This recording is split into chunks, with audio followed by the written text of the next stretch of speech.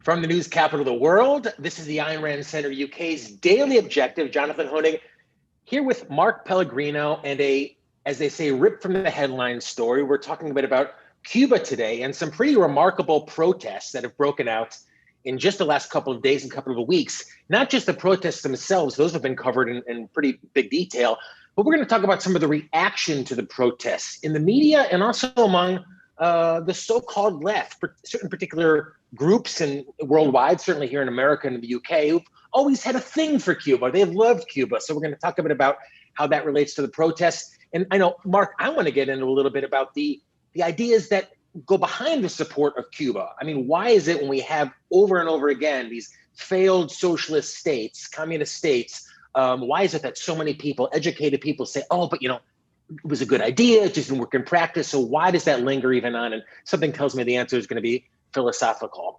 Mark Pellegrino is here, obviously, actor, advocate, super well-read. And Mark, you won the OAC's Objective Academic Center's contest, I believe, 2 years running. I did? Best student, as I recall. Anyway, Mark Pellegrino's with us. It was either me or Stephen Shube. I know that we tied the first year, and then I think he won it the second year. And well, very knowledgeable about objectivism and keeping track of the headlines as well. So, Mark, let's just start over this idea of like the protests themselves. I mean, this got a lot of attention because you really, don't see this much. You don't see a lot of Cubans rising up against the government in any respect, let alone in a manner that would actually create some headlines worldwide. Yeah, well, I think we're in a perfect storm where all the inefficiencies of communism are coming to head at a very specific time that's been sort of tough on the entire world population because of our governments and are exacerbated there, especially because of their government. Cuba always has issues with food shortages and electricity problems, and now they're having issues with distribution of the COVID vaccines, which is not surprising.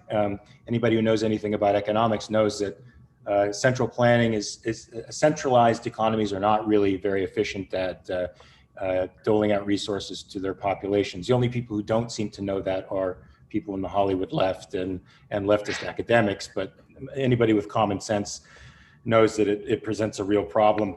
And that's what they're experiencing now, and it's a perfect storm. And I don't believe they've had any protests like this since 1992, somewhere in there, sometime after the collapse of the Soviet Union and I don't want to say their tit, the tit that they were primarily sucking off when that finally support. Yeah, when that finally died, they sent the Cubans to the streets. But now it's this confluence of forces. So last I heard, Castro was planning on laying down the law in no uncertain terms for some of those poor folks. I hope they can prevail in some way. Yeah, and I saw some of that. Just on Twitter, there's always kind of people posting. It never can be completely verified, but it seemed pretty authentic of some pretty terrible police brutality. And Mark, whenever I see this so-called protests, I mean, I'm always a little bit hesitant because you never really know what they're protesting for. Ayn Rand has a wonderful quote. I don't remember exactly where it's from, but she says there are two ways of changing the establishment. You can either be better or you can be worse. So sometimes when you see protests, I mean, the Arab Spring, for example, you wonder like, all right, well, it's good to rise up against the establishment, especially a totalitarian establishment like in Cuba, but what is going to replace it? Is going to be better? Is going to be worse? We don't know, but it is a good sign that Cubans are rising up. What's been interesting, and maybe what we'll get into a little bit today, is what was the reaction here in America and the UK and the so-called first world?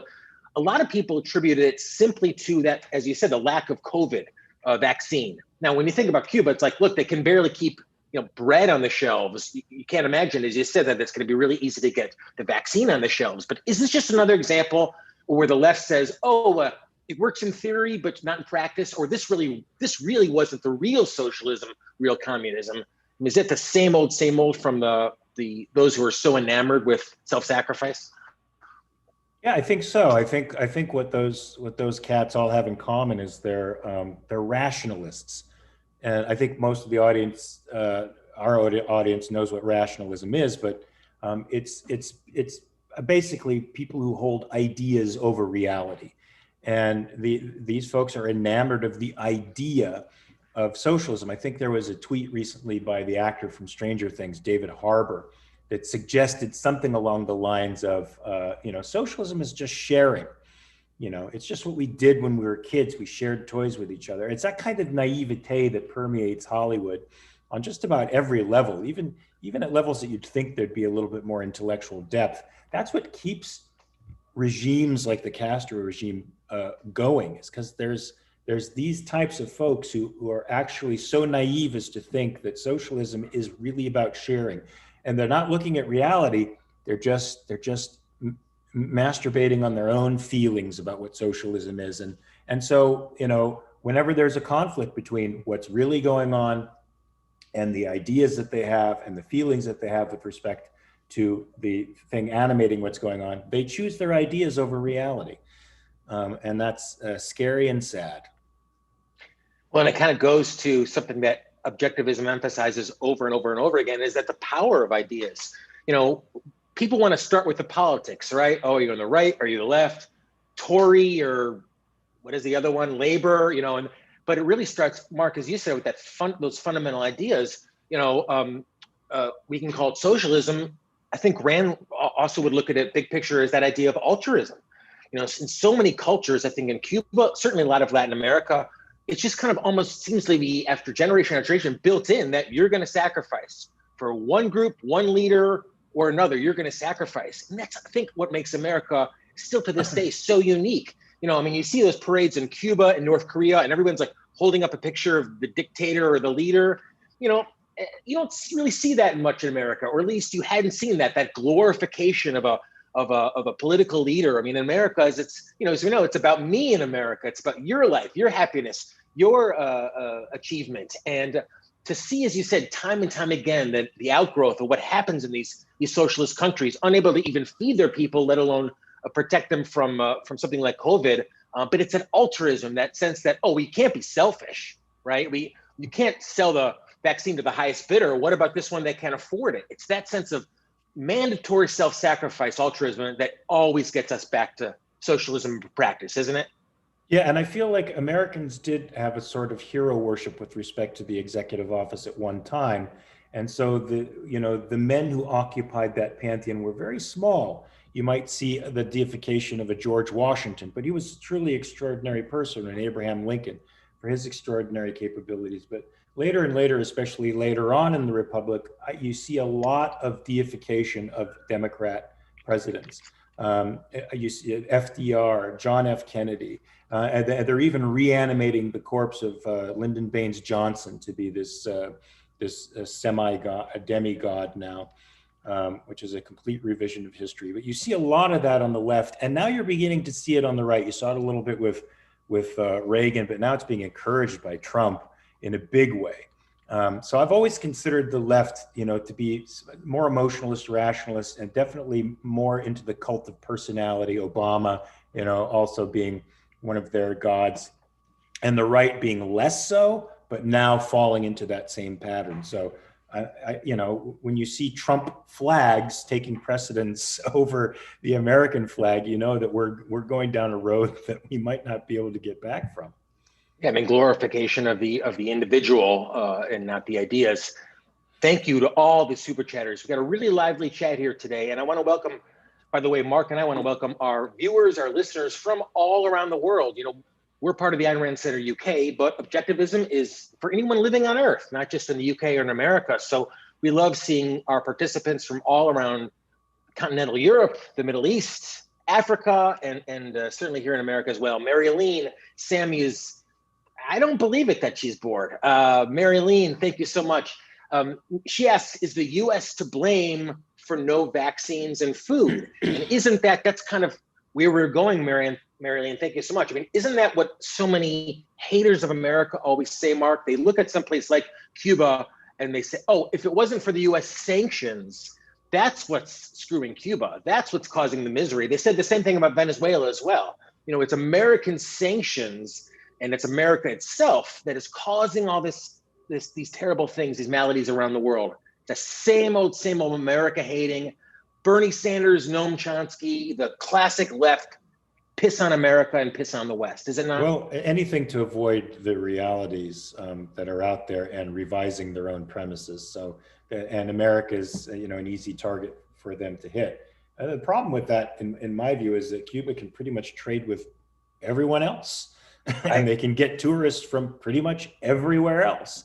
So, yes, America is the big boy in the room, but it's not the only boy in the room. And if they're having economic troubles, it's not because America chooses not to trade with them. It would certainly make them better off if America could trade with them, but they have enough other folks out there to do quite an adequate job if there weren't thieves in high places in government who are probably taking all of that revenue for themselves. I'm sure the Castros have sweet little Swiss bank accounts to the tune of billions of dollars somewhere.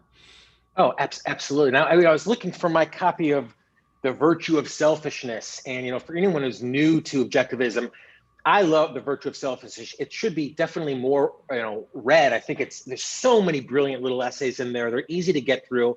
Mark, I know you've read it and you've studied a lot. So it's certainly I'd recommend, we kind of talk about altruism and, the objectivist ethics. I find so much of it in there in The Virtue of Selfishness. And it's, it's the kind of thing, Mark, at least that for me gave me the so-called intellectual ammunition. So when people say like, well, come on, the pharmaceutical companies, they have to give it to those in need, or, come on, look, Cubans have to sacrifice for, the greater good. Rand says, why is that? Why is altruism held up as the moral ideal? And that's what just makes that book so powerful. And I find that time and time again, you can apply it to these people say, oh, it's about politics. It's not, it's about morality. And Rand is on the right side. Indeed. Yeah. I just did a reality check on equality, and I'm about to do one on selfishness and another one on rights. And you find that all of these concepts, liberty, equality, rights, selfishness, unlike other philosophical systems out there, in objectivism, these concepts blend very nicely into each other. They're all almost redundant in a sense, because they're all based on the same ethics, the individual's right to his or her own life.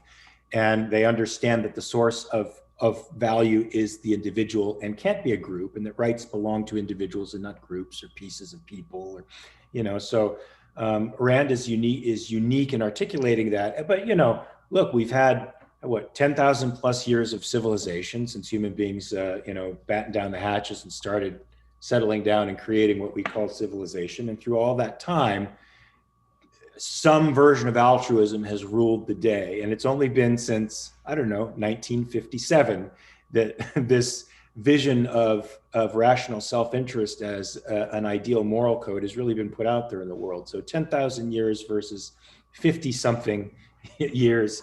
And when we talk about the dark ages, Mark, right? We look back and we say, oh, well, thank God I wasn't born in the dark ages. But then you look at these contrasts, these juxtapositions between North Korea, South Korea. Okay, we've heard that 1,000 times, but look at Miami. It's been a couple of years since I've been down there, but it is sick, the kind of money and luxury and beauty. I mean, it's incredible. The amount of wealth and success and just material goods, it's dazzling. And then, as they say, 90 miles south, I don't know if it's the Middle Ages, but I mean, it's certainly the mid 20th century, if not the early 20th century. And it kind of goes back to that idea. People say, oh, come on, just philosophy, talk. Let's get on with the politics. It starts with the philosophy. It starts with the ideas. And I think the juxtaposition between Miami and Havana, that says it all. Yeah, and there's laboratory examples of that all over the world. East and West Germany, North, South Korea, as you were saying, Cuba and Miami. They're all over the place. Venezuela before socialism and after socialism. Yeah, but when you tell your lefty friends, or whatever, when we talk to a so-called leftist and we say, look at the difference, Miami, Cuba, they say what? They say, what's their response? Because as you said, it's like it's right there in front of their face. Well, I don't know that they have a response other than to, in some vague way, claim that America is at fault somehow or another for it. I mean, they all sort of fall back to that position because America's big and wealthy, and big wealthy things don't have a right to exist, and they can never be virtuous to these folks. You know, the altruists have a David and Goliath perspective of the world, that David and Goliath are in constant combat, and Goliath can never be right.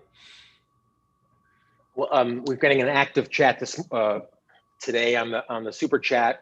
Some great names, Daniel and Christopher, Sammy, and Laura makes a great point, and we've heard this before, but it's really important to make, that people flee Havana towards Miami, not Miami towards Havana. And Mark, as you know, they don't come to Miami in economy or in business. They come on this terrible little raft that chances are they're going to drown. I mean, who knows how many Cubans have just drowned trying to get to Miami so they can bust tables for $3 an hour under the table. And those are the types of immigrants that we want. People are come here, work hard, and to have that kind of fear. And I really hope that this metastasizes into something in Cuba now, and we could see a real revolution of ideas. I almost feel like we could airdrop in copies of Dr. Jerome Brooks' Free Market Revolution and give them that intellectual ammunition. I mean, why not an objectivist revolution in Cuba? Send them those ideas that could really make this protest stick. Well, that would be very inspiring. And it's only 90 miles off of the coast of Miami. And there's a huge population of Cuban Americans and Cubans who haven't gotten citizenship yet, working hard, embracing the American idea of rugged individualism, who could just, once that bad, those bad folks get kicked out and that border opens up, who could permeate that border and go to their country and bring the fruits of their labor from here to there and exchange in a way that they've never done it before. And Cuba could be, once again, a paradise in 20 years. Robert Nasser's got a wonderful show here on the Ayn Rand Center UK, really inspiring show, makes the point on our super chat that both Diaz, Canal, and Maduro agree. It's the sanctions, it's the embargoes, it's all the capitalists' fault. Isn't that funny? I mean, they always say that the totalitarians need an enemy. It's always the US, right? We're successful, we're free. But he's right, it's in Cuba, it's in North Korea, it's in Venezuela. Their misery is the fault of America. And I've never really considered it. There's that fixed pie mentality too, right? There's that idea that, well, there's a certain amount of wealth in the world. America's got it. That's unfair. We've got to get it. And Rand has that wonderful quote about America's the place that invented the phrase "to make money." What if that mentality, what if that objectivist self-reliance could be imparted even a little bit, 5-10% into the Cuban world? I mean, I have great high hopes for that, at least even in our lifetime, Mark. I think this could be the start of something big, but we need to speak out. We need to encourage these ideas here at home, in the UK, all around the world, and that's how they're going to spread. I certainly think these ideas are alive in the Cuban community. They're just being prevented from being born by the Cuban aristocracy, because their power is threatened by the kind of uncertainty that free markets can bring. They won't be relevant anymore, and these dictators love being relevant. It's like when you listen to the way that the dictators project onto other countries, and you see a neurosis. You see the same kind of neurotic behavior that you see in individuals who refuse to connect with reality, just on a massive social scale. It's pretty scary. There's probably a troll in the chat who's saying, U.S. domination is waning. We heard this for years, right? America's on the way down. It was Japan that was going to take over. Then it was China that was going to take over. And that's why when I look at these not free countries, Mark, I don't worry about them at all. The more totalitarian China gets, the less I worry about it. The more, because I know that, empirically, time and time again, that free countries are the most successful, the most prosperous, and America still is that. And I think that's, to your point, that's why it's so hated, it's so despised on the world over, and why even still in America, and kind of its compromised state is still the world's beacon for freedom and individual rights. Rand knew it, and I think we know it still today. Yeah, you know what? I'm with you. I mean, people on the right are now making China the big bad, now that we have to turn our sights on and be concerned about the way we were with the Soviet Union. But, Ayn Rand was the only one who understood that the Soviets were completely incompetent. And it turned out later on they had something like 15% of our economy at their height. They were a complete paper bear. They were really nothing. It was all smoke and mirrors. And I mean, China has embraced free market principles a little bit more, and to that degree, there was some danger there. But you're right. The more they embrace authoritarianism and centralization, the less we have to worry about them. It's not powerful, guys. It's weak. It's the weakest way to live.